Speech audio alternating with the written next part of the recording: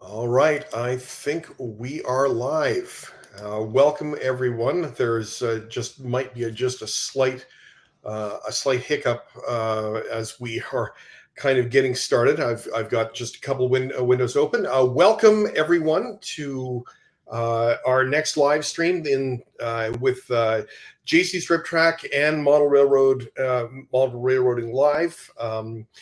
In conjunction with the Down and Dirty Weathering Contest number 3, and of course our sponsor Midwest Model Railroad. I had hoped to get Brandon Day from Midwest Model Railroad on to join us today, but unfortunately, just scheduling hasn't been working well. But hopefully, we get a chance to actually have a chance to talk to the folks at Midwest Model Railroad. But in the meantime, I am very pleased to have my partner in judging, the Ralph Renzetti, and I have to make sure that I'm pointing over here because relative to me on the screen, he's over You here. got it. You got it. And so I'm just making sure that I'm pointing the right way. But we are just getting set up, and we're going to do some. Today's format is very similar.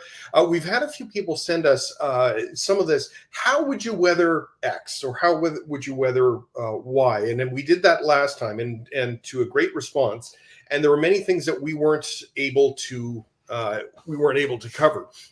And so that's part of today's discussion. And some of it we also have we have a few pictures of various cars, locomotives, looking for some suggestions on how we might weather some stuff. This time we're kind of primed a little bit for it, but at the same time, Andy has a bunch of things lined up for us to potentially talk about. Actually, we can probably start off about what's on our hobby desk. And Ralph, you actually had something. Do you want to share that? Sure, I can do that. Hang on a second. I hate saying this. I got to get it up. Mm-hmm. Yeah.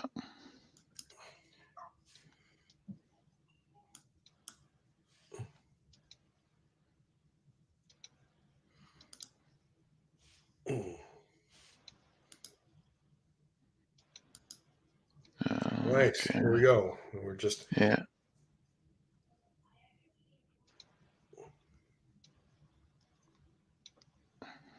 There we are. Come on. You can do it. There we go.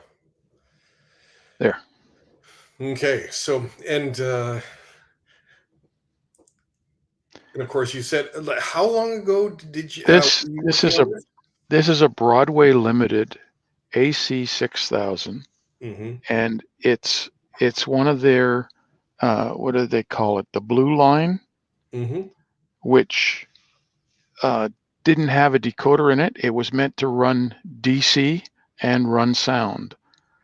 The line didn't last very long, but I bought it knowing that I can add a decoder to it, and the blue line was cheaper than the regular line, and I had decoders, so I didn't worry about that.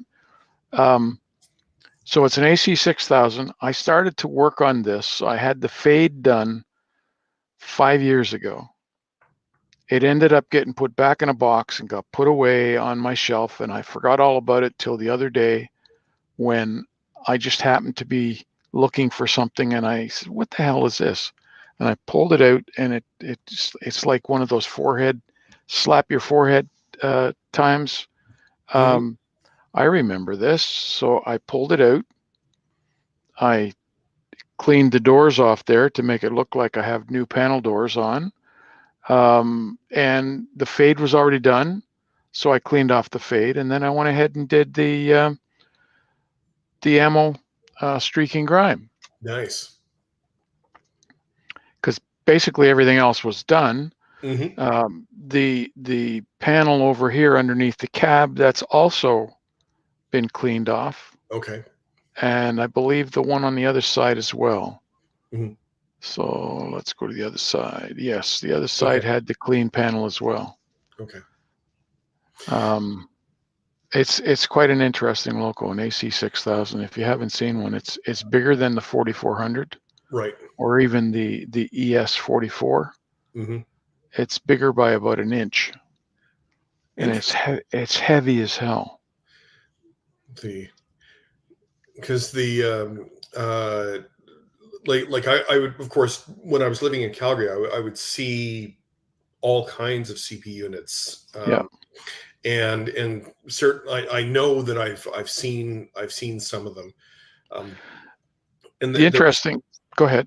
there was one particular spot in Airdrie that at least northbound that you could be right close to the tracks, and it was a siding that quite often trains would park there, and quite often it was mixed freight. Sometimes it was usually oil moving south.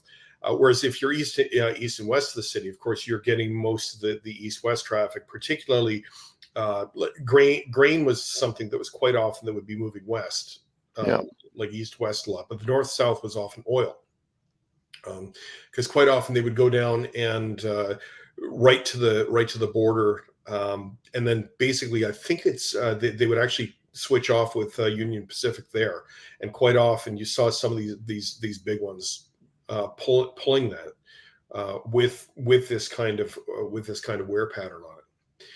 So, I'm just looking over to our chat. I'm welcoming several's. Hi, Michael. Hi, the Iron Horse route. We have Jerry Hillbilly Nathan. I'm just trying to see everybody, but welcome again.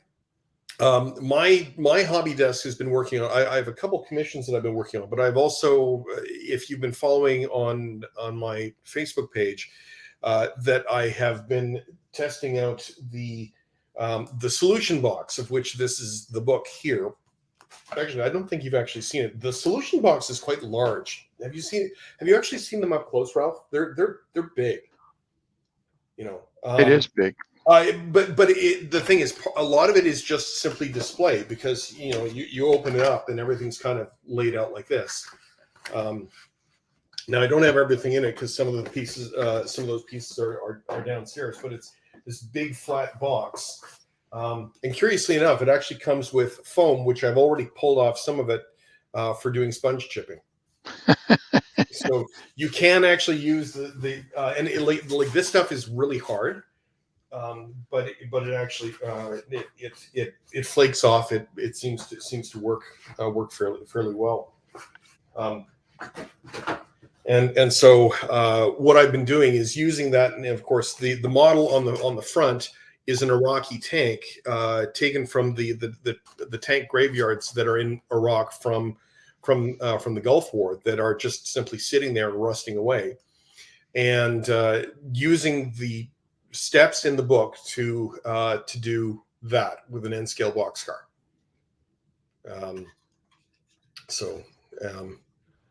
And you can kind of see there, but I've got the pictures on Facebook, so that's what I've been doing. This is how it looks like on basically completing all the 13 steps that are present in the book. So I think it's 13 steps. And but there's a few touch-ups, like it will need some road markings and some data stuff, just to make it look well, one, so it looks like it belongs on the railroad, and two, if I'm actually doing operations, so I can keep track of where it is. Right. So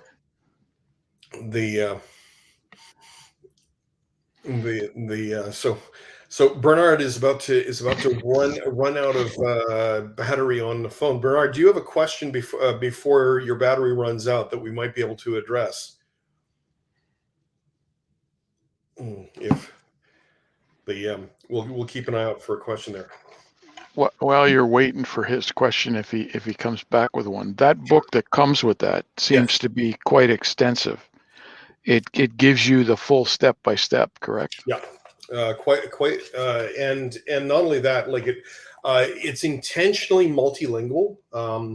That, for example, I mean, here's the washes section, and this part up here is in English, and then let's see, French, Spanish, and I believe, pretty sure that's German, but I'm not. I have to double. I have to double check. Probably is. No, it's. Oh no, it is. So it's English, Spanish, French, and German. But in addition to that, it also has these symbols on what to do at each step. So as a reminder of what the techniques to be used at each step, how long to dry, how everything works. So, hi David, Sparky has joined us.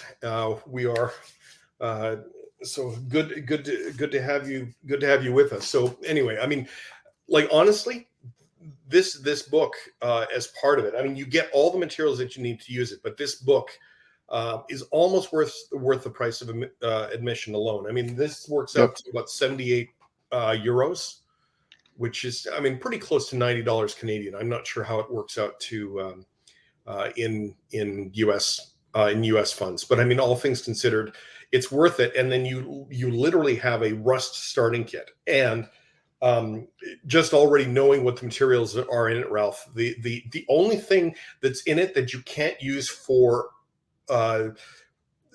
weathering something that's factory painted, the only thing that really you could doesn't make sense to use is the chipping fluid. Everything else is usable. So it's definitely it is definitely worth it. I didn't necessarily mean to make it as a commercial advertising. I don't earn any commissions on that one. You need to go to Ammo by Meg, and get it. But it is as a, how do I get started with rusting? Just there's a box. It's one of the few times that I've seen that has sort of everything kind of out of the box. The process is different from mine. And I would imagine it's probably different from yours, Ralph, in terms of the order of stuff. But it works. I mean, they've got the proof right here. I tested it. It works. Right. So, okay. All right. Stephen 87th has a question. Contest question. I worked on three cars, ballast cars, because it was easier. Do I just pick one? In terms of the submitting a contest entry to the Down and Dirty Weathering Contest, the answer to that is yes. But he has to have a photo of it before he starts. Yes, as long as you have a photo from with a date. Yes.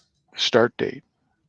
As long as you have that, Steve, we should be okay. I knew you were working on three, but the idea is you just basically, of the three, because I'm pretty sure I've got the picture that you sent me, pick the best, pick the one that you feel is the best, and just feature it that way. Although if you happen to have it on a diorama, which I don't have, it would be kind of nice to actually have a diorama to put my cars on to take pictures of.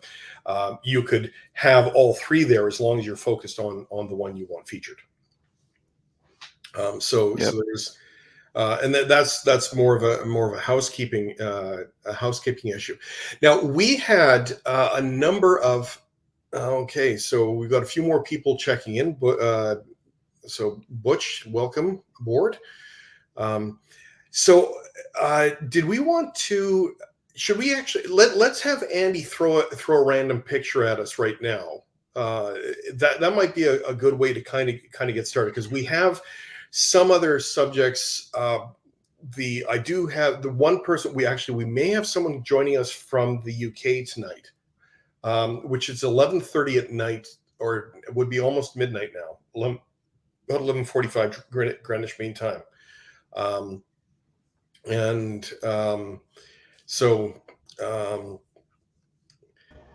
Figured I'd start with some locomotives. I've got a few locomotives, and then we'll drop into some cars. But I've got a few. This gives you a little bit of range of some choices that you guys could, there's some different effects there that I thought were interesting.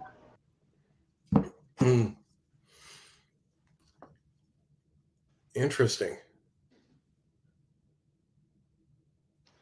Oh wow! Wow! That car literally melted the paint. Unlike the barbecue beaver, this one is quite literally, the plastic paint is running off the car or something, like it's made of wax. Yeah. Actually, in some respects, there's some similarity to something like this that on a CN locomotive that a picture that I'm going to bring up a little later. So I wouldn't even know where to start on that. yeah, like that's I a mean, real, yeah, okay, so you got a really good fade going on, but then you have to add the extra color. yeah, And like I kind of wish I had a full-on side view of it. yeah. Well, let's see. That's chess. Well, it's a chassis system 3233. I wonder if we can pull that up in. I'll look for it. And it's a U-boat. Find it in the Railroad Picture archives of that particular one. Yeah, I believe that's it's a U-boat. I believe it's like a U-30 or a U-23, something like that. Which Yep. Rapido's coming out with the Rapido Yep. U-23s, which is what got me excited about this one. So, But then you get excited about a lot of things, Andy. Yeah, I mean, absolutely. in some, well, I think there's a difference, Ralph. This particular one, if we were starting, like if you're starting with an undecorated, you may have some more luck. I mean, it looks like it's gone. The original primer on there was a gray color, and the paint has kind of been baked off, but the primer's largely stayed. You know, granted, I'm kind of shooting in the dark here. I'm not entirely sure. By the way, there was a quick question to Dave with Sparky.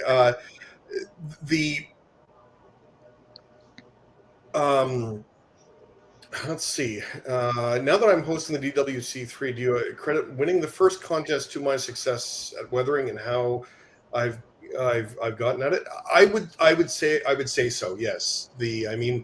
I've done I've been doing weathering in other genres before I sort of started really applying it to model railroading, but I would say since then, especially doing the channel and fielding people's questions and continuing to learn.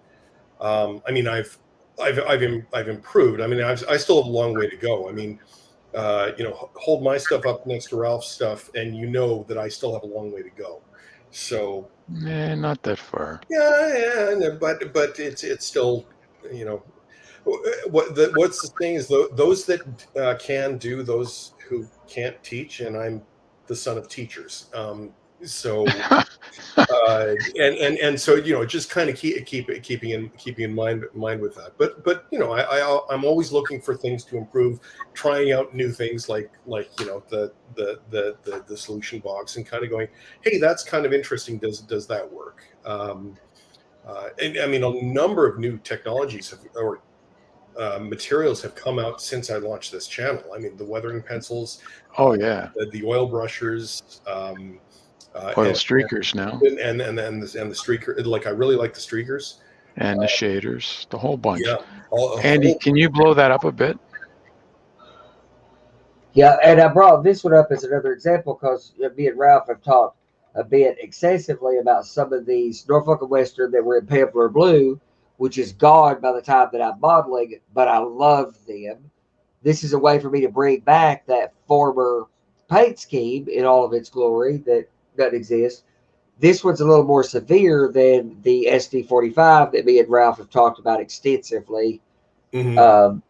That is a similar arrangement to this, where it was a Pampler Blue overpainted with black with just a large N and a large W in white, and the black paint has just completely deteriorated off the SD45. In this case, a Jeep 30, and I have some weird love affair with Jeep 30s because they're awfully ugly hunchback machines, so I love them.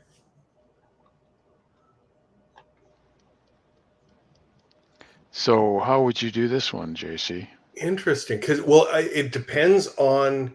It started out blue. It started out blue, so this particular locomotive started out blue, and then they painted it over black, and then it's basically most of the black is worn. Although you know what, I think this one still, it never really got painted over black. Mm. Yeah. I You think don't. I think You this don't. one did get done in black, but I'm not positive. I will find here in a moment that SD45 that we've talked about more Yeah. extensively, Ralph. It's a better example, and it's But obvious because you can see the new decaling. So you can see where the number has been patched out and then a new number put on, and it was patched out with black. Right. Yeah. But the rest of it is just faded blue. Yeah. And the reason, to my opinion, and talking to a couple of actual locomotive engineers, the reason why that patch looks so dark by the door is where they brush against it and clean the dirt off it as they open the door and go in. Mm. wow, You get that's the an same interesting. on the other side, but on the back side of the cab because they're coming from the They're long hood. they're coming out the other way. Interesting. So I think this one was blue, and if that's the case, it's just a matter of really fading it and then streaking it, sort of, Yeah. because that's what that looks like. Well, I guess the question is, Andy, as a quick question, the model that you actually have, is it starting as the blue or is it starting as the black? Uh, so in the era that I model and in the era that this picture was, this Pevlar blue scheme would not exist anywhere. They had been painted in black.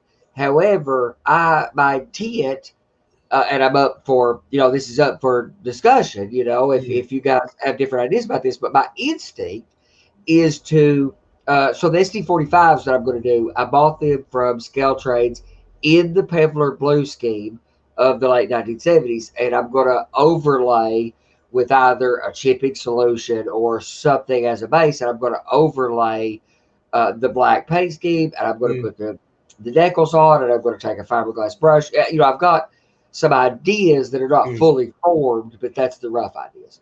Yeah, I mean, if it's a case if you're actually starting with the blue and you're bringing it up to black, then a chipping, I would say a chipping solution of some sort, whether it's just hairspray or something you can buy. Um, uh,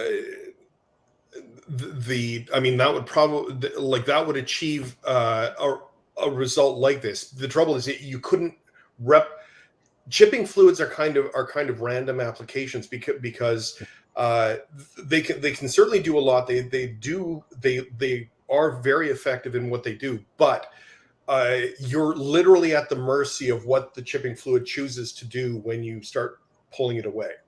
And how lucky you are whether it bonds in this place or doesn't it bond in this. So could you, or have either of you tried doing, say, a little section at a time, kind of do a little section, a little section, a little section, and kind of blend it together? And if it doesn't work, maybe I don't know. Well, sometimes, like for example, when I did this little guy, most of this is done using the chips and scratches solution because the heavy chipping fluid doesn't scale very well to N scale. And in the directions, you actually do the whole chipping fluid part is what the first several steps are working towards. And then once you do that, you then come back and actually do sponge chipping to Right. Okay. to So match it and make it work. So I mean that's another way to go. Although like what I'm looking at here, this is definitely there's a lot of blue on this, not very much black, which means and the other thing is when spraying on the overlay color, you do it very lightly. Yeah. Yeah.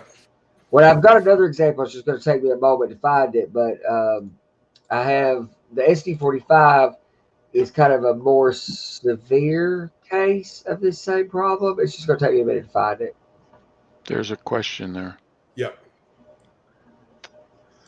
So how would we do the rust around the vents? I'm not sure that's rust. It might have a bunch of soot blended in with the color, which makes Yeah. it look like rust. You've got it in the front louver in front of the hump, and then you've got a similar color in the back vents. Yeah, it's the kind of a reddish brown, but at the same time, Andy, where was this picture taken? I believe this is, well, okay, so it's for sure southwestern Virginia, possibly West Virginia. You know, it's Okay. definitely there. I believe this is Appalachia, Virginia, but Okay. Because, like for example, if this were taken in the Canadian Maritimes, most of the soil out there is very red. It's very iron rich soil. Right. And that's what you'd get on those vents, because Yeah. it as you're driving around, you're So raising dust. well, here's an example of dirt in the region. So it is not dark; it is red dirt. okay.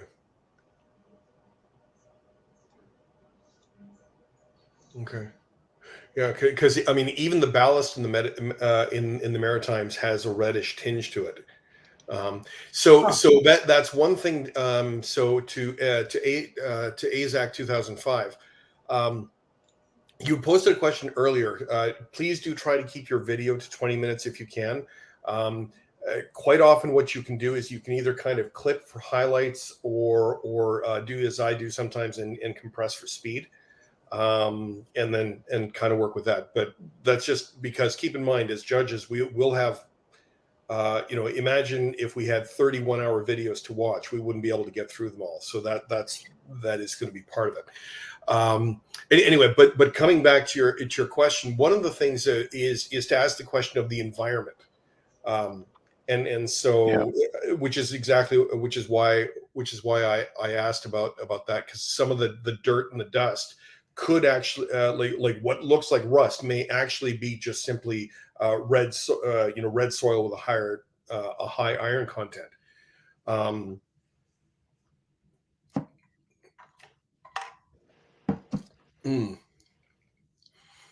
And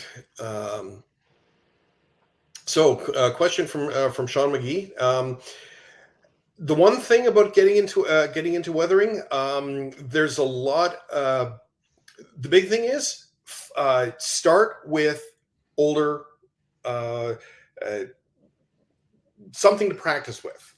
So if you go to a model train store, the bargain basement kind of cars, use those as your test beds as you're trying out different techniques, and really just get started and start practicing. I mean, the two gondolas that I won the original Down and Dirty weathering contest, I literally pulled out of a Trains and Such in Calgary. Just pulled these two cars loose. They weren't even in cases, out of a almost like a cardboard tray on the underside of the shelf, and they were on sale for, I don't know, like maybe $10 each at best. And I mean, I ended up replacing the trucks and everything else because I think they had the old Rapido style couplers on them, but they've turned into signature pieces on my railroad.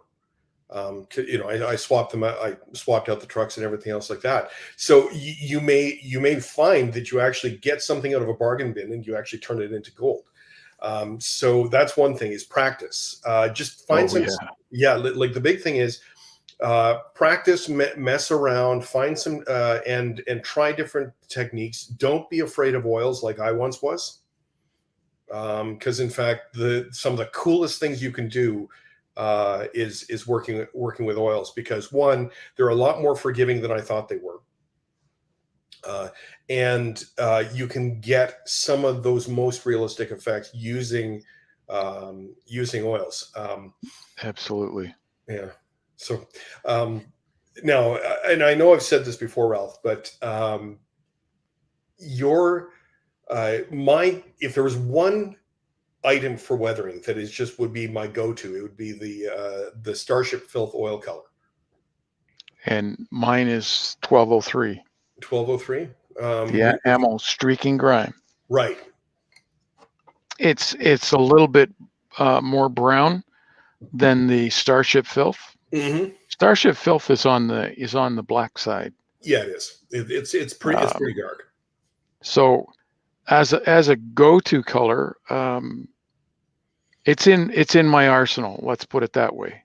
And if I need something darker, that might be one of the ones I choose. Mhm. But it's not my go-to color. Okay. Sparky has a question that's just been posted across the bottom, Ralph. This is more your field of experience than me, because there have been times where I once received a locomotive that I literally could not take apart. It had, like, things had been glued on, and I would actually break the shell in order to take it off. So I actually had to weather there was around railings and so on. around railings Yes. and everything else. I had to do it straight. Yeah. But anyway, do you want to? Yeah. When I'm doing a locomotive like I am right now, the one I showed at the beginning, there's the chassis. I pulled it apart. The motor's gone. The fuel tank on this, because it's Broadway Limited, they decided to make the fuel tank out of metal. Oh, wow. But it also encloses 2 speakers. Mm-hmm. So it's a speaker enclosure all in itself. So these 2 pieces have to be painted. And I paint these with the Rust-Oleum brown, Okay. the camo brown. Mm-hmm. And I work from there. So even though they're black now, when I'm done, you don't see any black. What you see is the dark colors of the rust and grime and so on. But yes, I take them apart down to the point of, if I can get the windows out, I pull the windows out. Mm-hmm. If I can't get them out, I mask them. Mm-hmm. Now, you mask them with masking tape, whereas I use liquid mask. Mm-hmm.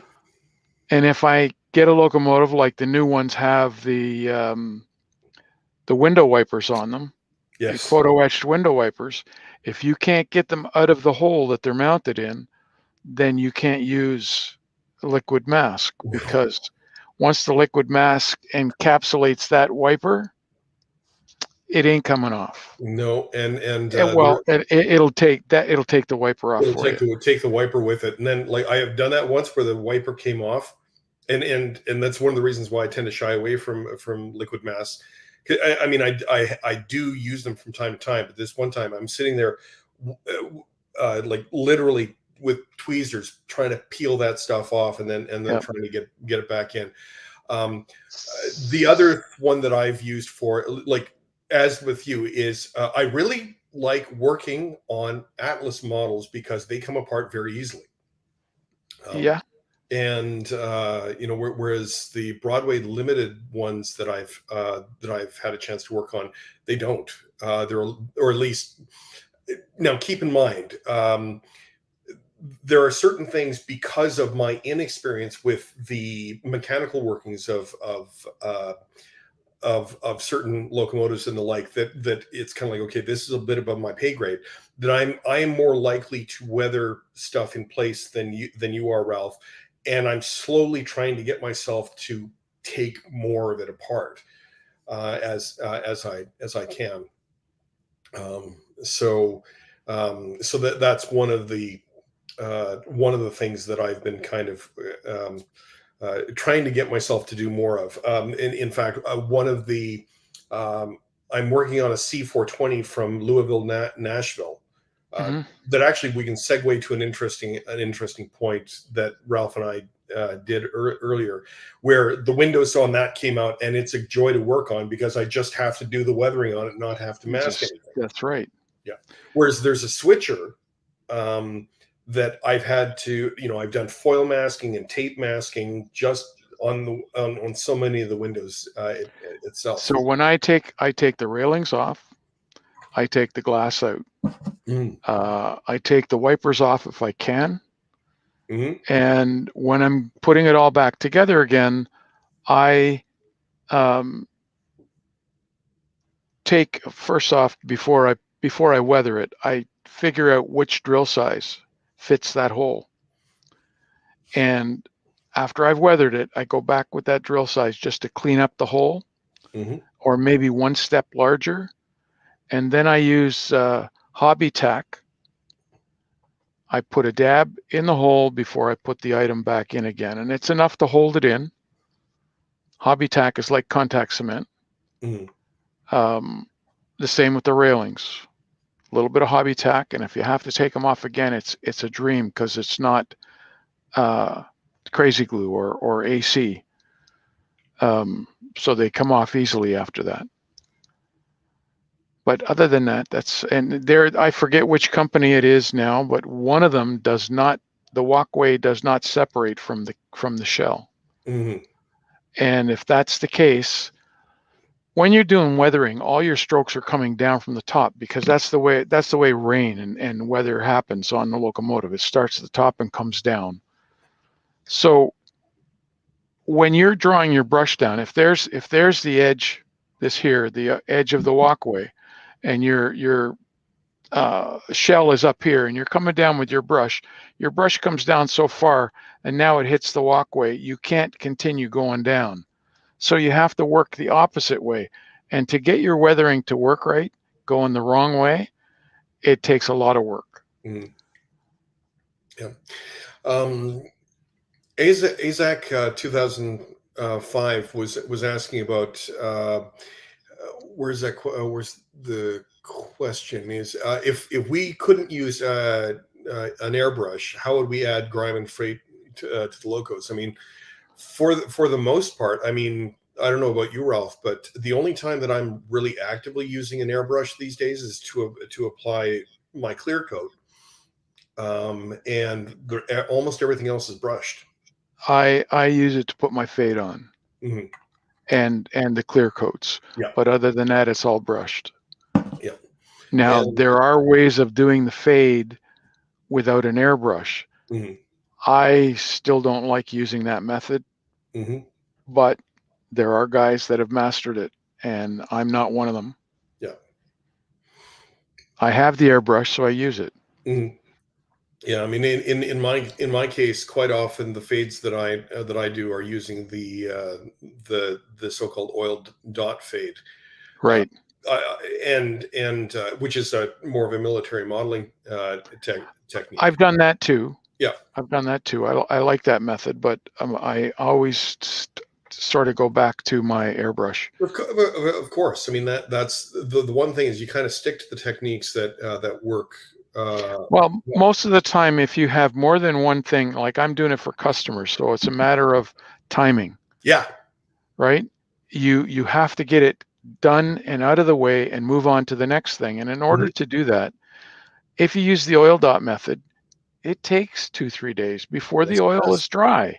Yeah. Even if you put it on cardboard, put a dab on cardboard Hmm. and draw the linseed oil out, you still have to wet it. Yep. You still have to make it mobile enough to put it on with a brush Hmm. and manipulate it. Yep. And that oil doesn't dry right away. And the thinners that you use, I mean, I've found that the oil brushes are very good for doing very quick dot fades, but that does not account for dry time. You still have to, once you're done, I can put the dots on, let it sit for less than 10 minutes, do the downward strokes with a thinner, and then but I still have to let it sit for 24 hours. So an air you know as you an airbrush is quicker. Now there was actually something sort of related to that in terms of an airbrush fade, is that I've got my color wheel here. Oh, um, fancy that. yeah, and some of that of doing fades is paying attention to what are called contrasting colors, Yep. because depending upon the color you're trying to fade, sort of there's not necessarily one generic sort of color that you use to fade. Yep. And so, for example, I presented Ralph with a tough problem that, and I think I've mentioned this before. It's one that I'm currently working on. It's almost done. And in this case, I did have to use an airbrush fade to do it. And it was a case of a Louisville and Nashville N-scale locomotive that came out of the box looking olive green. And in all the prototype pictures that I could find of the Louisville and Nashville Railroad, they're not olive green at all. In this case, Atlas completely missed the mark on the color. It came out looking more the same color as an M4 Sherman tank. You know, and like it wasn't even close to gray. It was just like, and it was this olive green color, and I had to find a way to do it. So first person I contact is Ralph, and we kind of hash it around, and out came the color wheel to try and figure out how to push a very yellow green color into the taking a yellow green color and pushing it into into a gray, and you do that by using what are called complementary colors. I have to make sure that this is on the screen. Is that the colors have relationships to each other? Like, for example, one of the reasons why green and red at Christmas time work so well together is they are complementary colors. They're opposite on the screen. But if you mix green and red together, you get gray. Like, curiously enough, if you want to darken a red, you don't add black, you add green. And you add a dark green, and that will actually darken the red down in a good way. And it's sort of in the same way.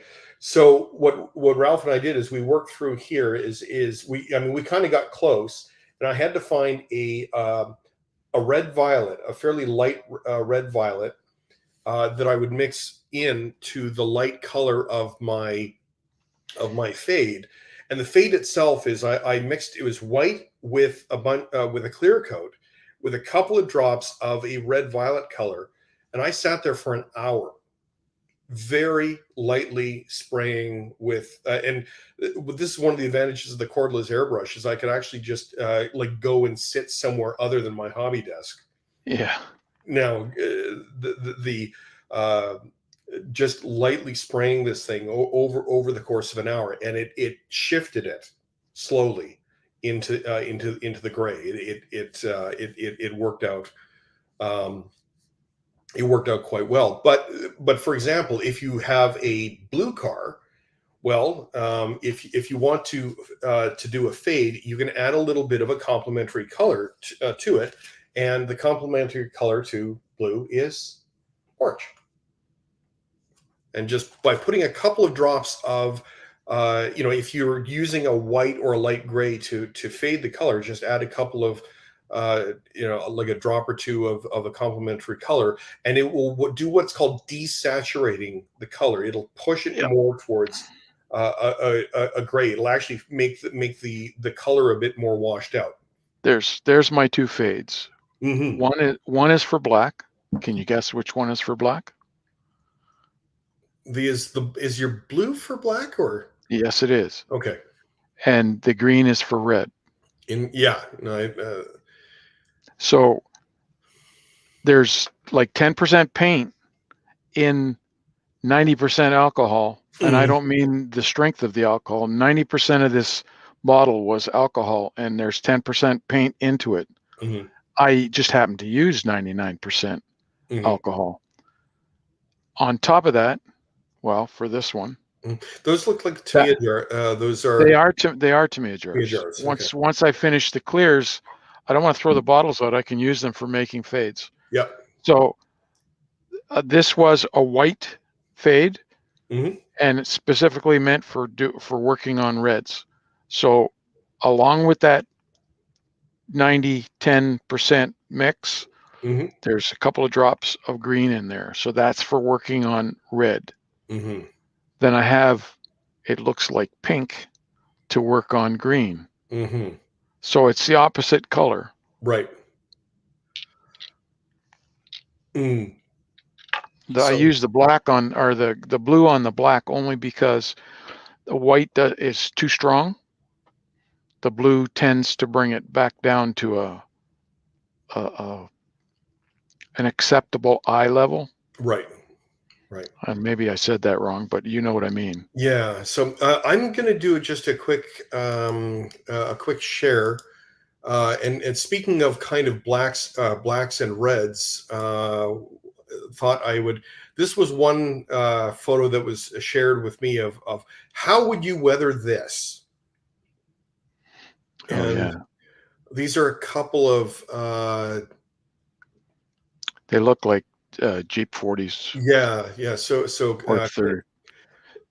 Canadian National Jeep 40s, and particularly the one on the right, the 4762, where um, uh, the Rob Arsenault of Weather My Trains has done a couple of these, and he's kind of got this down.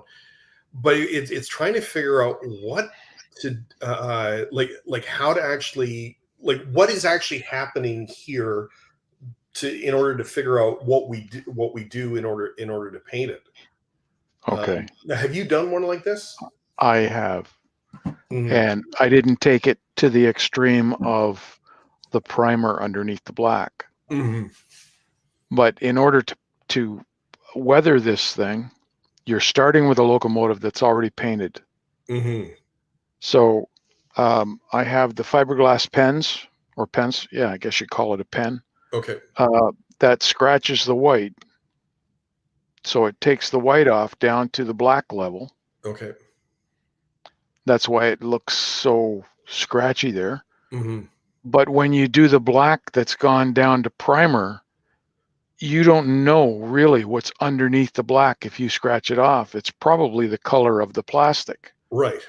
So in order to get that to resemble what that looks like, you literally have to paint the primer on. Mhm. Yeah. So with a steady hand and a nice liner brush, you can do the primer on the black side of the black part of the stripe. Okay. And then you have to weather on top of it, of course. Right. But I mean, one of the things that I've been sort of racking my brain in terms of how is this, like in terms of in the real world, how this actually, what's the starting point for it that did. And the thing is, this is for people who know how CN painted their locomotives better than I. Was this a case of Canadian National painted, like primed the whole thing white, put stripes across, and then painted the whole thing black? And so what we see here is that the white stripes are weathering down to a red primer metal surface, and the black is weathering down to the white first. I think the white was added on last, Okay. and that's why it hasn't gone right through to the primer, Okay. because it's one more layer of paint. Okay. You can see how it starts to fade on the loco in the back. Okay. The like on the last two stripes on the tail of that thing. Mm-hmm. You can see the black is starting to go kind of funny, like there's white underneath it. Yeah. Yeah. So. But speaking of Rob Arsenault, this is going back probably about 5 years ago. Mm-hmm. I messaged him, and I was so intrigued by how he did it. Mm-hmm. I asked him how he did it. And his response to me was, well, I don't know why you're asking. You got the technique down pretty good now. But he did not tell me, would not reveal how he did it. Yeah, no, he is pretty tight on his trade secrets. So this is one that's intrigued me because, of course, my major line is Canadian National, but I only have So is one. mine. I only have one zebra stripe locomotive, though. That's I have a GP9 RM, and And I have an SD40-2. Yeah, I have an SD40-2, but it has the CN North America scheme on the side of it. I had hoped to get a zebra stripe when Intermountain did their wide noses ones. I got a the hell's going on with my camera? Oh, I ended up doing a U-boat for a customer in Windsor mm-hmm. that had stripes on it.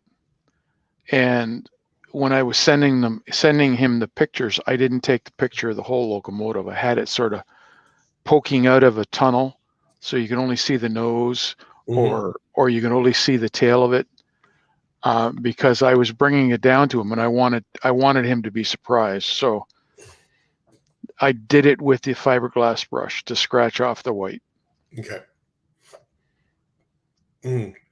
So we have a question here from Relatable 100.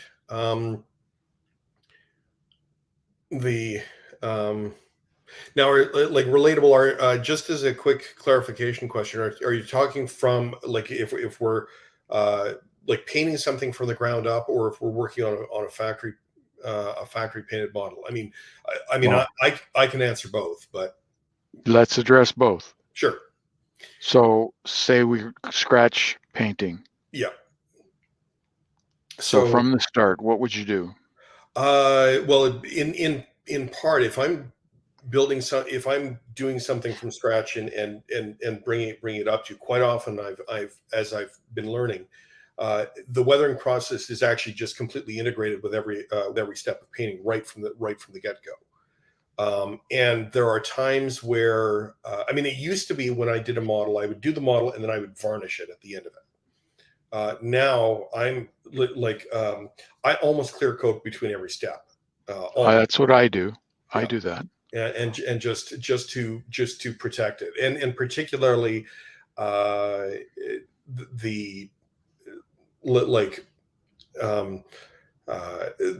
general rule of thumb that I don't always follow this, is using a flat or matte coat prior to doing acrylic work, and doing a gloss coat if I'm doing oil work. And see, I don't use the gloss. I use semi-gloss. So either way, you need some sort of shiny surface. Yeah, especially if you're working with oils. Now, here's an interesting thing about this particular one. This one, the only time that there was actually any clear coat applied was at the just before I put these gray patches on.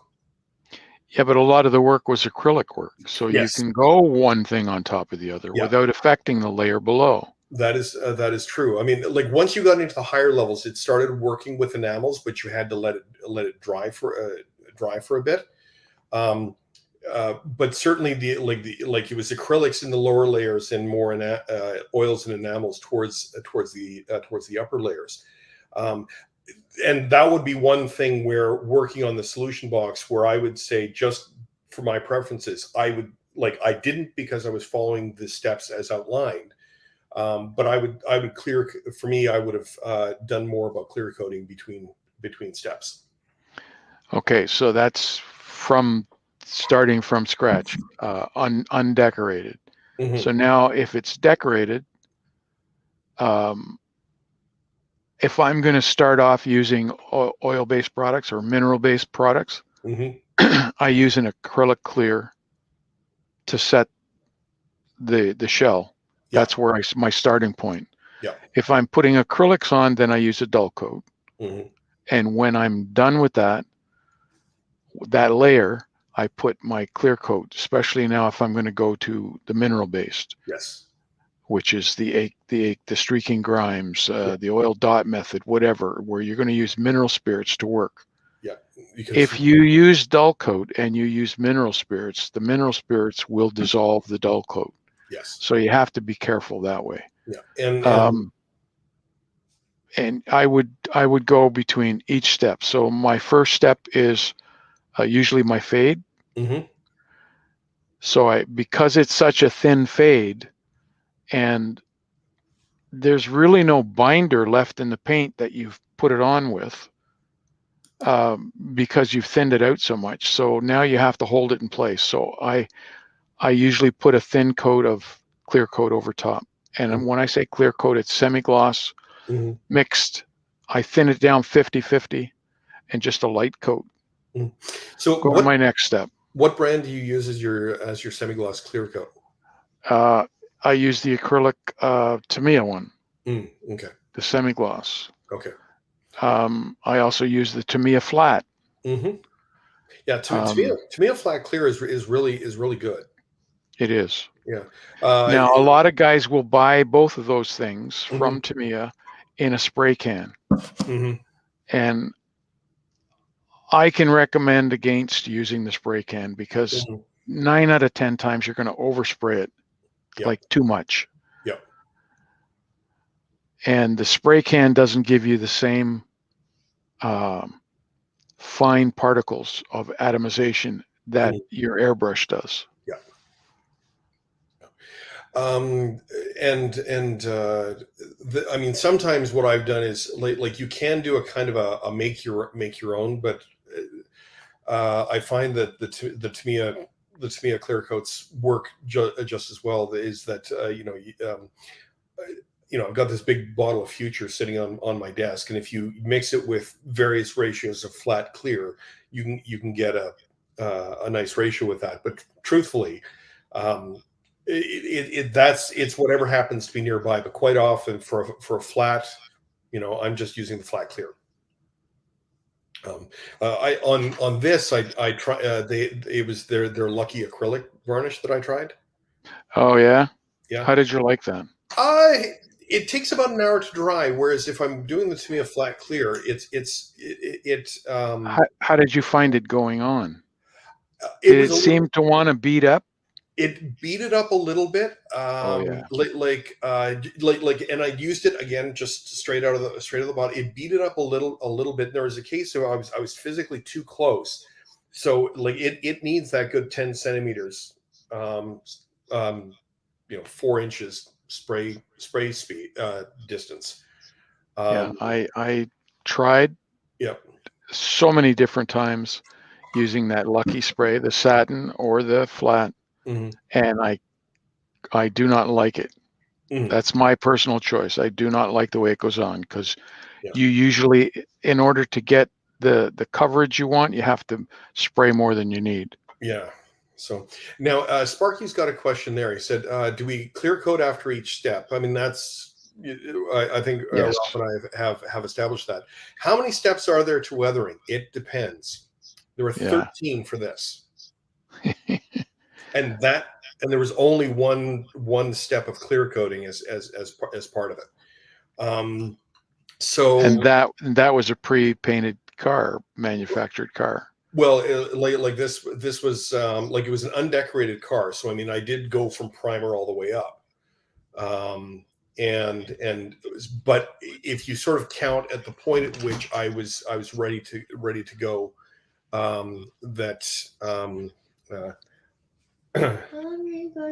how long am I going to be? I don't know. How everybody doing?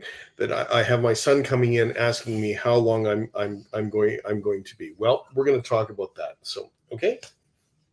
So I'll see you in a little bit. All right. Okay.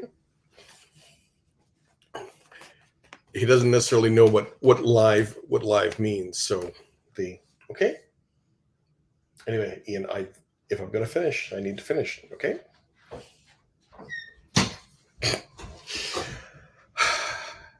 Every time I do a live stream, he wanders in at one point and wonders when I'm going to be done. So, Sparky, does that answer your question? So,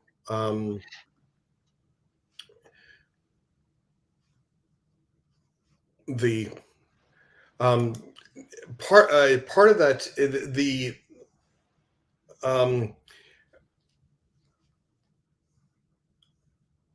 okay. Sorry, I'm trying to bring up the right question. Now, we did actually have a question that is more for our UK viewers. That this is definitely outside of our respective comfort zones, but I'm still gonna share this. Actually, I need to add one more here where we are. Share screen and window and this one. Okay. So welcome to Across the Pond. Yeah. This is definitely outside of our field of expertise, because there's certain things in even the construction of a wagon like this that we're not even sure of, because understanding the material but also the weathering environment can go a long way in helping us understand that. So I mean, I'm seeing very little, very little paint on this. It's if like there's a little bit, of course, where the markings are. Unless they used the red primer and left it that color. True. But Yeah. the shell of that the tub, as far as I'm concerned, has no paint on it at all. Yeah, like, would you say that's galvanized, or would you say It it's kind aluminum? of looks that way. Okay. Yeah, because all of the rivets are clearly rusted, or at least as I can tell. Um, so, and of course, we do get a few UK viewers on our respective channels in terms of things like weathering. Like, one of the things in North America is because there's so many different climates. You know, if you're in the Southwest United States, very different than the Southeast United States, very different from uh, even the environment between where Ralph is in Ontario is very different from where I am on the West Coast. Although there's a shared similarity that the humidity is a little higher. It's actually much higher where he is, but out here gets a whole lot of rain. Think Seattle. Whereas here in the United Kingdom is the weather, because it's being an island off the north end of Europe is, yeah, I mean, okay, I'm oversimplifying, but because it's on the north end of the Gulf Stream, in some respects, the weather in the UK is not dissimilar to the west coast of Canada, in terms of, but notorious for fog and certainly a moisture environment.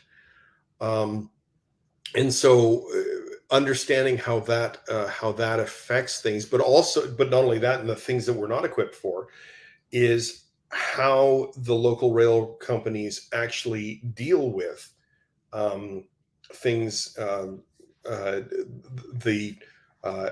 addressing how they uh, paint or manufacture uh, their rail cars for use in that environment, because they're doing that kind of adaptation. So, any thoughts on this one, Ralph? I don't see a whole hell of a lot of rust on this thing. Yeah, I mean, It looks like it, but it's not I don't see any fresh rust except for on that door flap that's open. Mm-hmm. That's the only place I see fresh rust. Everything else is that brown, like it's primered. Yep. Even the spring over the wheel Mm-hmm. doesn't have any fresh rust on it. Okay. The bracket that's holding the axle, no fresh rust. Mm-hmm. Not even oil spillage. Yeah. And my bet is that car come around in a similar time as we got the first Top Gods or gondolas to replace depot gods, to replace the bottom drop coal chutes that were, silver side hoppers in the United States, that were, that cheap aluminum stuff that we get over here. Now, the Brits had the really high quality aluminium, but yeah, but even so, it's going to have a different effect, of course. Not aluminium. That's maybe how the Brits pronounce it. I know. I use it as a pseudo joke that it's different material, but okay. Well, if that is aluminum, I'm not sure that, because aluminum, when it corrodes, it goes white. Yeah. That's just on the gray side. It's not white yet, so I'm not quite sure whether it's an aluminum car or not. Mm. Yeah, like, is aluminum, or is it galvanized? Now, it looks like it's welded along the edges, and I'm not seeing any kind of rust along there at all. Although it could have been painted gray. It could be. You never know. Yeah. So this is one of these things of all of a sudden we like here we are. I don't know about you, Ralph, but I put this one up, and I'm a little out of my depth. I mean, I would have to do more research Oh, absolutely. And Um, I don't even know whether I'd want to weather a car like that. There's just too much in the way of nooks and crannies to get at. mhm. Yeah. I'd be curious of the construction. One of the things that if uh, having a I would be curious to see what the models for something like this look like. Um, so, Yeah. so, all right, I'm gonna pull that one down. So, uh, I mean, we're just sitting a little bit over an hour. There's a question here. Actually, let me pull this one up. Um, and there's a second one. Some of the do's and don'ts for weathering.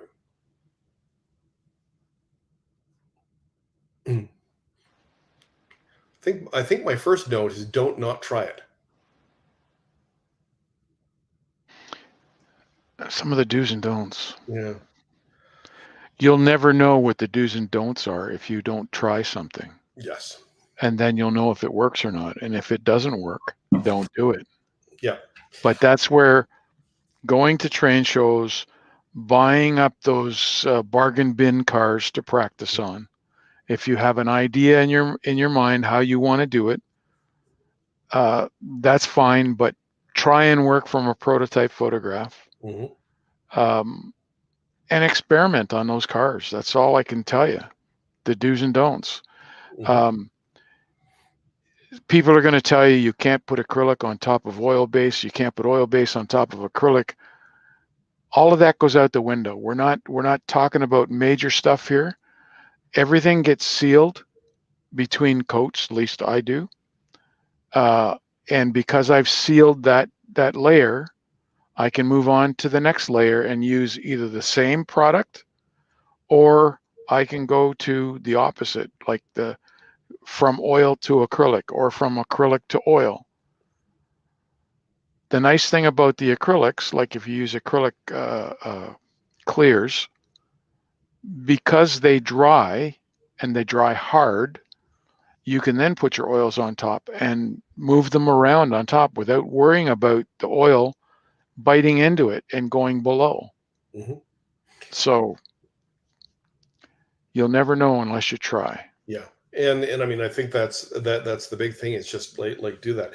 And I mean, there's certain things, like, for example, I mean, I don't exactly make it a secret that I'm not all that fond of weathering powders and pigments, but that's because I don't find I get the kind of results that I want. But on the other hand, for example, this actually comes with weathering pigments, and I did use weathering pigments on various parts of this. But let's just clarify, the pigments that you used are pigments, not chalk, not pastels, which are chalk.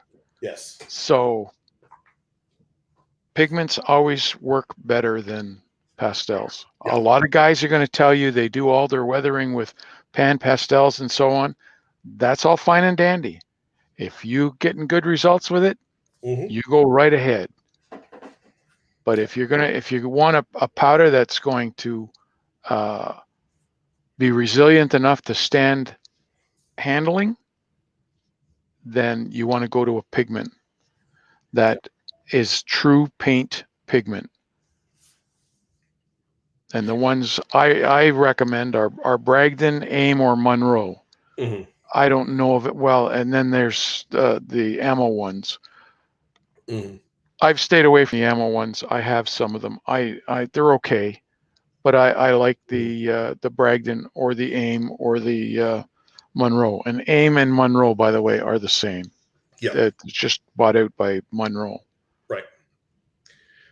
And I mean, I've got some of the Bragdon, but I've also got various others. But I find quite often, unless there's this particular effect that I'm going for, that like one of the things that pigments and these kinds of things can do better than anything else is texture. And particularly if you're getting that kind of pitted rust sort of thing, like one of the places where I did use that is on the roof of this box car, that it actually provides that kind of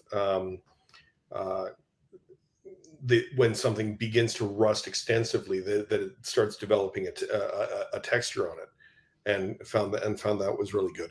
But anyway, this kind of goes back to more like we're kind of going off on one particular tangent.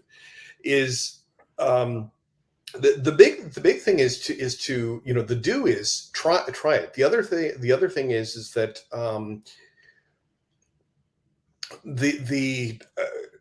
one of the things that I recommend is, especially if you're kind of starting out, don't be afraid. Like, don't go for the cheapest materials you can find, because they actually may not help you in terms of learning the techniques. Now, that having been said, I mean, John Peters, who's one of the judges, does actually use acrylic craft paint to do a fade, but he's also a professional artist, and he knows how to use it.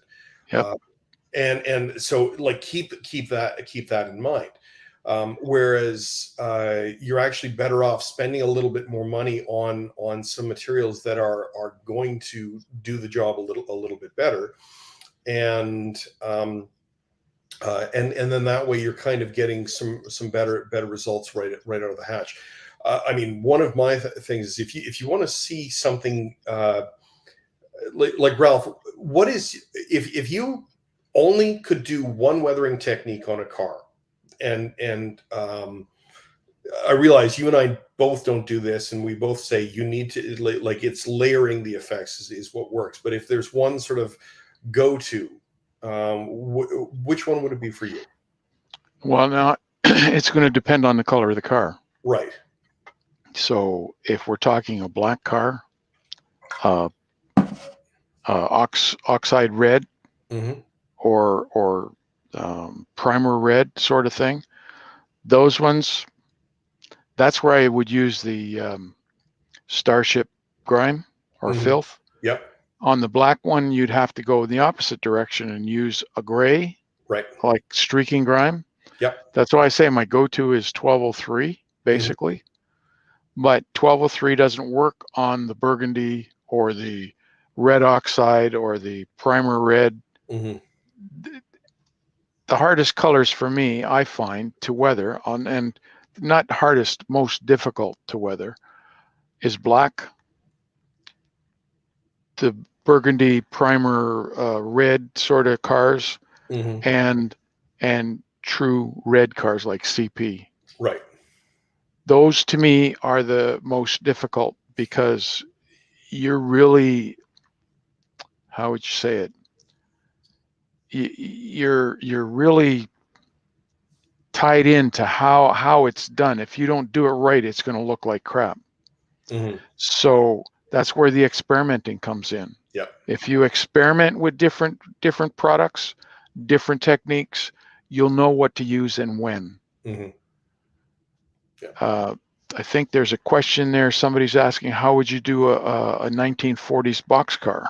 Mm-hmm. This relates directly to what you're just saying. So yeah, exactly. So I try to fade. I mean, everything I do gets a fade, regardless. That way it changes the color slightly, and then it's easier to work with the weathering after that. Mm-hmm. That's my take on it. Yeah. Okay. There's another question here from Sparky. We don't have the full question, at least on here, is that what got us into weathering, and how did we know that we could move on from a cheap train show to find a $350 model? Is it personal confidence? Well, I don't know about you, but when I got into this hobby, I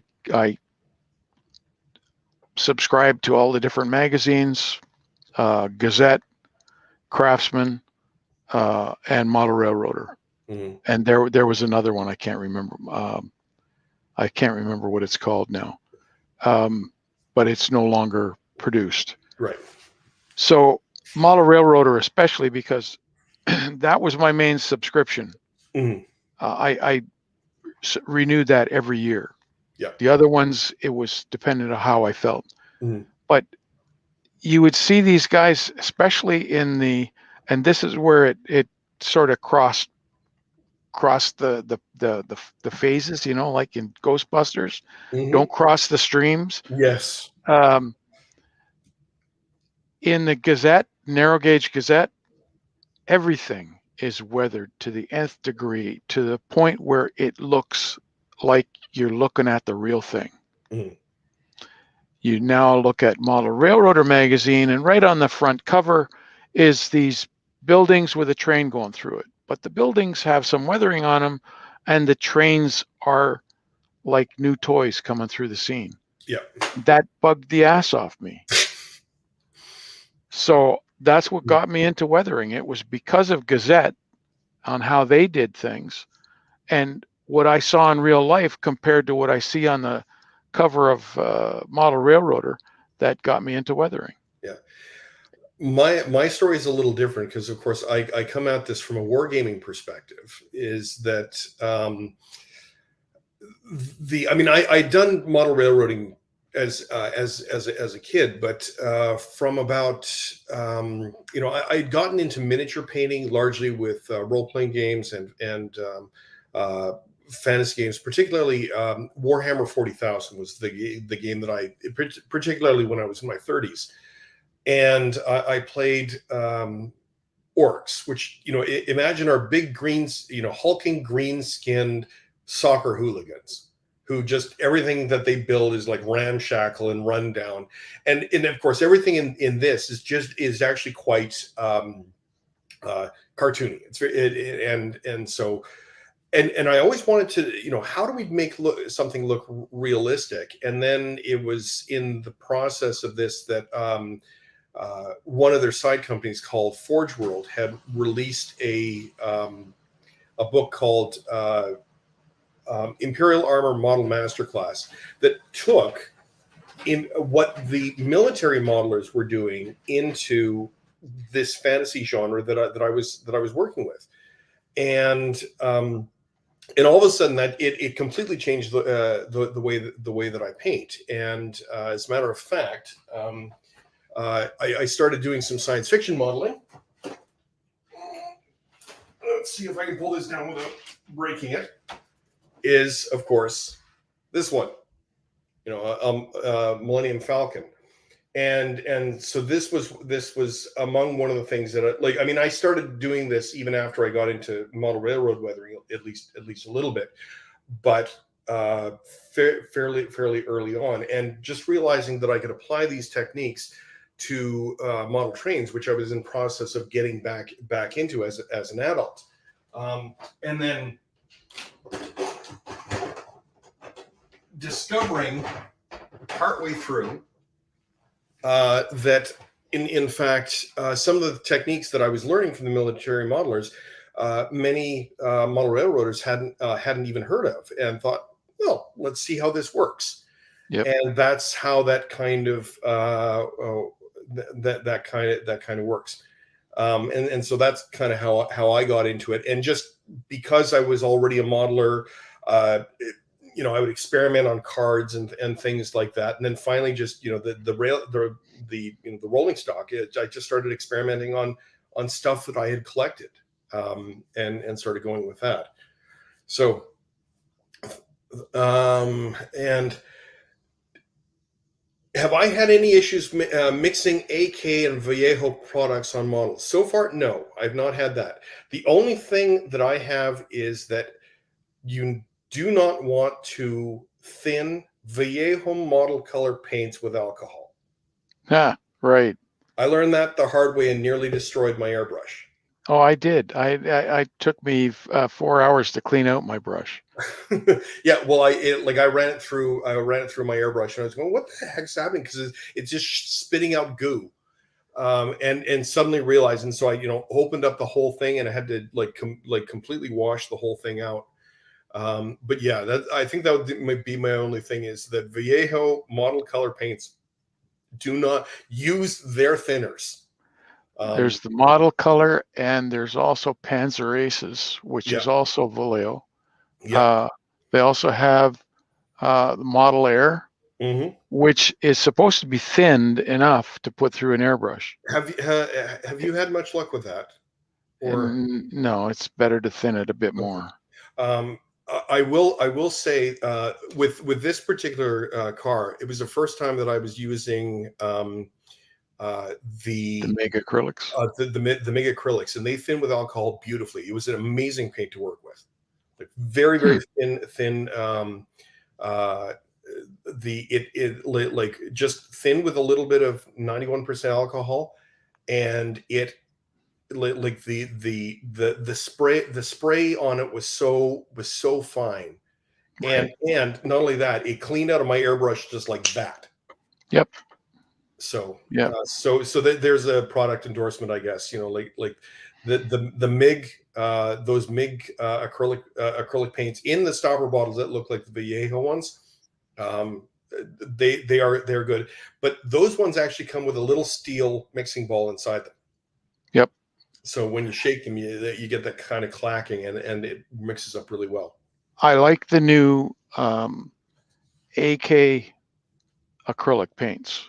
Mm. The Oh, next generation. the real color ones? No, the Or next no, generation. They're acrylics. They're in the bottle like the Vallejos and right. Okay. right. They thin out so nicely Hmm. to spray through your Okay. airbrush. They Okay. really are So nice. you're talking not the real colors, which are more, that act more like the Tamiya paint. The real colors are lacquers. Yeah, they are lacquers. So you're talking the acrylics in there, Yeah. in the dropper bottles. And so, all right. I'm realizing we're coming up on. I think we're going to try and wrap this up for on the hour 30 mark. It might be an idea, but so I mean, Sparky, to you, the big thing is just experiment, and just as you're moving through, like I have some locomotives. I've got a Scale Trains locomotive that I haven't weathered yet. Oh, you're gonna have fun. And I'm looking forward to it. I mean, it's an ES44, so it won't have a lot of weathering on it, but I am working. Admittedly, going back to you assume that I'm confident enough to weather a lot of my own stuff. Curiously enough, people have been sending me commissions, and I've been weathering their stuff, and that has given me more the certainly more confidence. Not that I'm experimenting on theirs. So like it becomes I need to do a good job on their material. So what I do is I go to some of my own stuff and practice before I actually work on something that somebody's commissioned me for. And that has actually helped a lot in terms of moving forward. So I'm just trying to see if there's any other questions. Andy, did you have any other questions to kind of throw at us, or want to throw us into another question, realizing that for some, like for me, it's approaching maybe 6 o'clock on the West Coast, but that's close to 9 o'clock for a number of you. So I have two kind of things. One, just as an additive thing, that you were mentioning the Louisville Nashville, and I was a Louisville Nashville Railroader modeler and still am. Something that's a real interesting prototype that I might draw your attention to that got repainted is these are not a Western locomotives that are particularly cool, and some of those made it to Canadian later. It's not an actual railroad. They got tired of not getting the coal delivered on time because of the shortage of power in the 80s. So the mine and the power company went together and built these trains, run them over L&N trackage or whatever. They were still in service in 86. They went out of service in 87. I'm going to get a half these and run these. And they repainted them later in the gray colors, but they're green. And they're particularly cool when you find them painted in the working with Canadian prototypes, because the BC got some of them, and particularly cool, like there. So anyway, that's a bit of an odd thing you were talking about. Something that I have a bit of I have an obvious interest in and maybe we want to talk about the next show, is there's so many of these car types that are dramatically different from each other. Flat cars are one example, and I had a bunch of examples of flat cars I thought to bring up first. You Mhm. got wood decks and steel decks, and they're so variable. But even coal hoppers, there's so much variance between various coal hoppers. Even if they're all black, they weather in some incredibly unique ways. Mhm. And Well, driving, you know what does that, eh? It's the fact that they're not all painted in the same shop. absolutely. Well, and even the alloy of metals is going to be different, and where they actually existed, and the grade of coal, and there's so much. But the question that I really have that I'm getting at here is, if you're modeling a single car, there's a lot of things you can think about and concede to. If you're fleet weathering, especially Mhm. if you're fleet weathering cars like um, well cars or TOFC or COFC flat cars or coal hoppers, do you have any particular thoughts on how you can ensure that you get some dynamicism in that what would otherwise potentially be somewhat monotonous to actually do the weathering, and maybe a bit monotonous when you have blocks of cars as well? I think something that would be useful that we probably don't have time to cover. I mean, that we could maybe use this as a kind of a segue to the next show or segment that we do, and do that sooner rather than a month gap. Um, is to talk about like, for example, we're doing a weathering contest. You're submitting one thing in each category, as opposed to a train. Ralph, I remember you saying something fairly on that generally, if people are looking at a train going by, they're looking at the beginning and the end, and maybe it's something in the middle. No, it what ends up happening, and this goes for the weathering. Mhm. You weather your locomotive to the nines.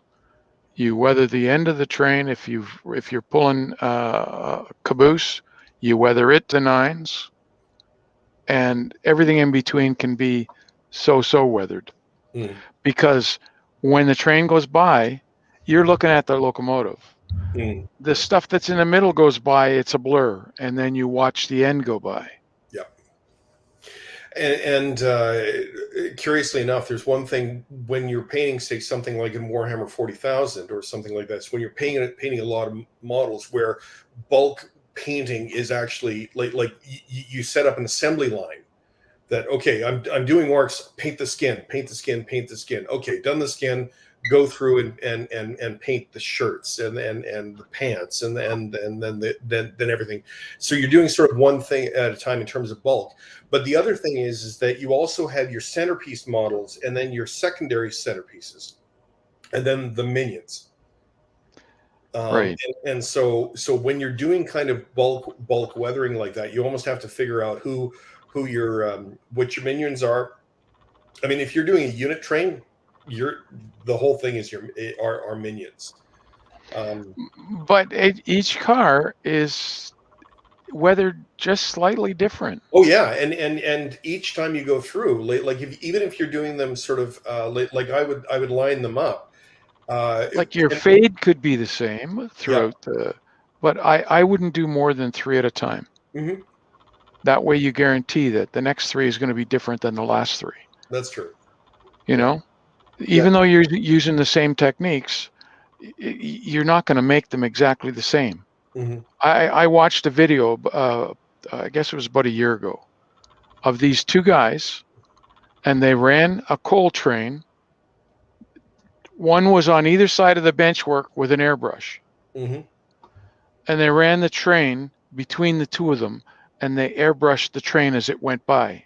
And that's how they weathered it. Wow. So in that case, every car is weathered identical. Mm. I think And that's interesting, but I find that pretty impractical for a bunch of other reasons. It's a very good. I love the comedy of trying to do it that way, but yeah, Mhm. Yeah. I mean, Ralph. Like, if I were doing it, I would probably do up to 5 cars, like 5 cars at a time. Yeah, but you work in N scale, so your Yeah, work table can allow 5 cars. right. That is true. I mean, My work table is not all that big. yeah, yeah. That is true. Of course, like and of course, if one is working in O scale. I mean, I once had a group of 5 HO scale cars and was working on them sort of over a period of time. I wouldn't necessarily say I was weathering in bulk because each of them were different. But yeah, that did take up a lot of real estate on my table. Mm-hmm. So I totally hear you there.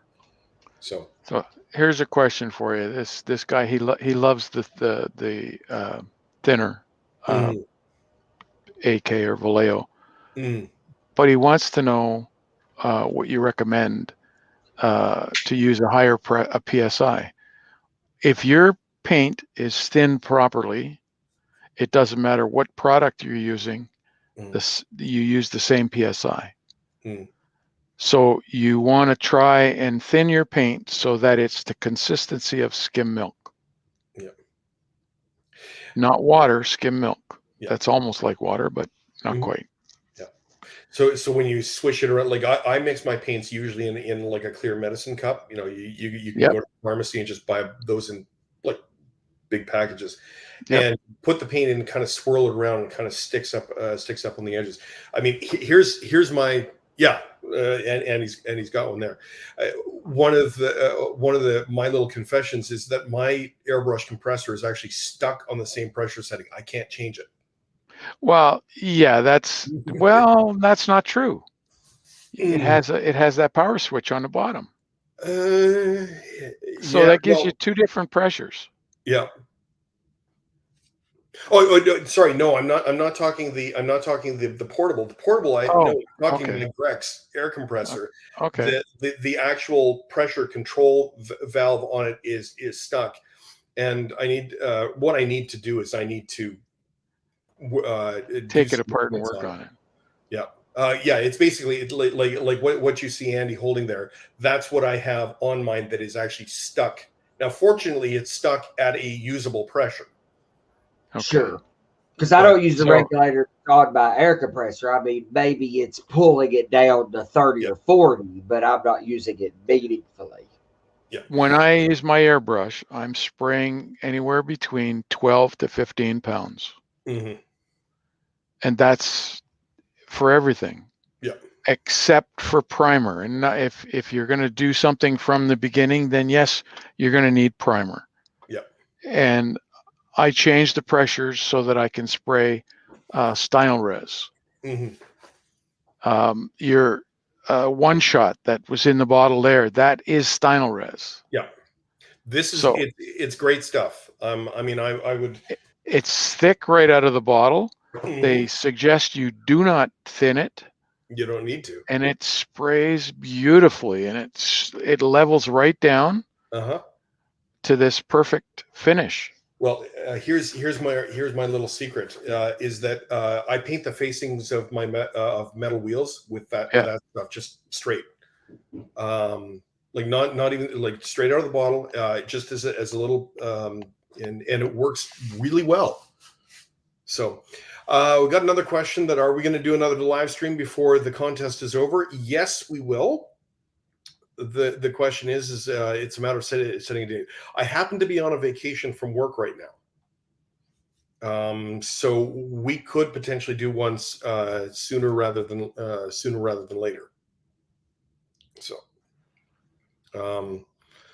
but I think given that, and given that we are an hour and 33 minutes in, that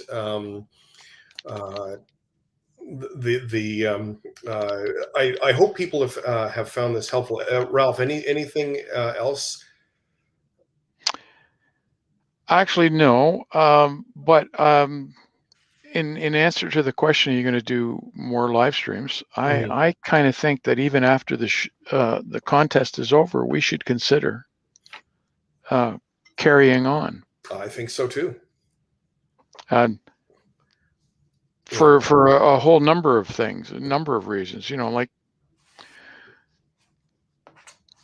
I normally did a monthly show with Model Railroading Live. We talked about it the other night, bringing you on as my cohort on the show. So that would be another means of staying online live.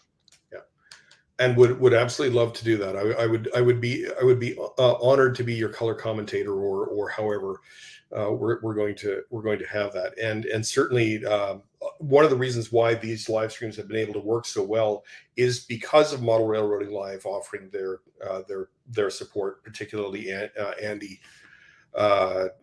Crawford, but to Model Railroading Live as well. And the nice thing is we can actually broadcast them over multiple channels, and so we've been able to do that. So yes, that is we are going to do them even beyond the end of Down and Dirty Weathering Contest number 3. But at the same, but we can do this as often as, because as you can see, when Ralph and I get talking, we get talking. Just as a reminder, you have not John, you guys out there, you have until, what is it, the 6th of September to get your entries in. Yeah, 6th of September, midnight Hawaiian time. And it's just to let September 6th around the globe, because we have people from Australia entering, we have people from in Europe who've expressed interest and who are entering. So it's from across the globe. So we wanted to make sure that the deadline was sort of a universal. Here's midnight Hawaiian time on the 6th. So for some of you, that could actually be halfway through the day on the 7th. But that's where we're. I think that's where we're going to take it. And I hope that everybody had this. Also, just some of the pictures we're starting to be emailed into Midwest Model Railroad. Please do check out their website, because the People's Choice Award is very much a part of that. And I'm kind of hoping that at least on one of our next live streams that we'll have a chance to talk to Brandon Day, who is the representative from Midwest Model Railroad, to talk to us a little bit, because they're doing some expansions and things like that. It's just a matter of scheduling something that works with Brandon that we're going to have. But as far as a show continuing past the formal end of the Down and Dirty Weathering Contest, well, Ralph and I are already working on it, and I'm the more than happy to be Ralph's lackey. My what? Lackey. Oh.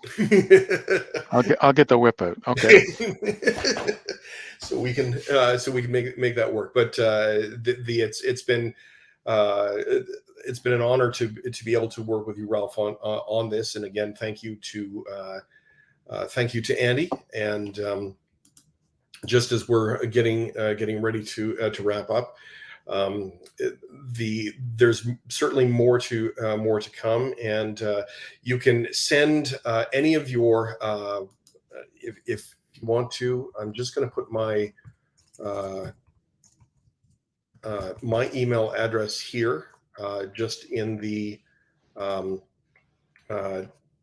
that you can. That is not correct. Do not follow that one. And I learn how to type correctly. Yeah. So the one you want is this one. So in terms of emailing any questions that you might have for what our next show might be, and just allowing us a chance to questions that you might have, because we might do something like, I know that I want to do a video on clear coats specifically, but Ralph and I did one quite a while ago. Was it just me? Anyway, we did something on clear coats previously, but it might be worth doing a more concise video rather than a show like this. But we can also talk about talk about different things and different questions that you have. And the big thing is, when it comes to weathering, just get out there and do it. Look for the bargain basements. Like look for those bargain bins. Pull out the pieces of junk and try it on those. The problem most of you guys have now is because it's outside of your comfort zone. In order to do it, you have to just step outside and play with it. It's actually quite fun. Mm-hmm. So if you can get yourself past that initial, I don't know what I'm doing sort of thing, it's easy once you get the hang of it. And what I've always said is, you practice, practice, practice. The more you practice, the better you get. The better you get, the more confidence you build. The more confidence you build, the more willing you are to tackle anything, including that $300-400 locomotive that you just got. Which, JC, you were just saying you're going to be working on the scale trains one. I've got a scale trains ES44. HO? No, N scale. Okay, so I can't speak to the N scale, but I can speak to the HO scale. Mm-hmm. I spent 2.5 hours online with the guys. We're usually online every night, and I was trying to get the trucks apart because I literally take them apart, take the wheels out, take the side frames and paint them separately. I could not get those wheels apart. Mm-hmm. I had to send an email to Scale Trains, and they answered me back within an hour on how to get the frame of the truck apart. Mm-hmm. You'll also find that a lot of these companies now are using a lot of crazy glue. Mm-hmm. So there might be a point where either the front rail or part of the side rail, if it's just the one that goes up to the cab from the step, might be glued in place. Mm-hmm. Yeah. So I will find out on that. Now, fortunately, with that particular model, it's a fairly light weathering touch because of the era that I'm doing. Yeah. Is that in my era, it needs something because it needs to look realistic. I mean, here's another one just for an eventual. Something called anti-weathering. I saw somebody actually do this. They actually weathered a tank car in such a way to make it look like it literally had just rolled off of the production line, to make it look big, and yet it was because even the scale models, it made it look like it was not a scale model. It looked like a big new car, and that's harder in some respects than making it look like a piece of junk. Oh, come on. But I have that scenario as well, where I'm going to have some excursion service that are super well maintained, and steam locomotives in gloss, they're particularly, it's a bit of anti-weathering. Mm-hmm. But steam locomotives, unless it's like what the hell did they call them? They gave them names. Mm-hmm. Even though they were a specific wheel configuration, they gave them names, right? Like they do with the diesels, the George Washington or the George Bush or whatever. Yeah. Yep. Even those that are like they came out of the shop don't have a gloss on them. Mm-hmm. And if you actually put a gloss on something, it's going to look like a toy because the gloss material does not scale down beyond HO or O scale. Yeah, I think I could see the difference per your recommendation of using semi-gloss. That makes more sense. But the prototype pictures of the I've seen them in person. Of course, the famous 600 Class J is let's say shiny. Forget the word gloss. It is a shiny finish versus that typical cast iron flat. Yeah, it's much gloss. But that's specifics, and yes. I wouldn't go any shinier than a semi-gloss. Yeah. So, but generally for everything, if you don't even venture into weathering, but you want something to look different, dull coat it. Yeah, make sure it's got a good flat coat, because that's really a very good starting point. Anyway, on that note, I think we do need to wrap it up, and we've got plenty of topics to do this going forward. So with this, I think I'm going to bring the broadcast to a close. But again, thank you to everyone. Ralph, thank you very much. Andy, You're thank you welcome. for all of your help, and good luck, and may you keep on track. Right on.